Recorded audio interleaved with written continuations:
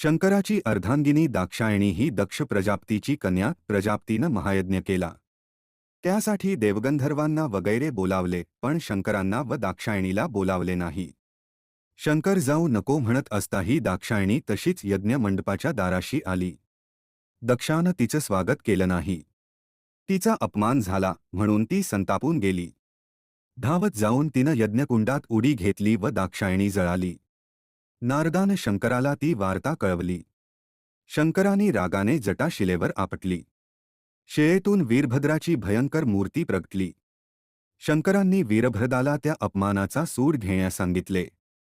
वीरभद्र व गणपतीही यज्ञमंडपात आले. यज्ञाचा विध्वंसच केला. देव गंधर्वांचे हातपाय तोडले. मंडप फाडला. इंद्राचं नाक कापलं आणि दक्षाचं शिर छाटलं. सारे देव शंकराला शरण गेले. शंकरांनी सारे पूर्व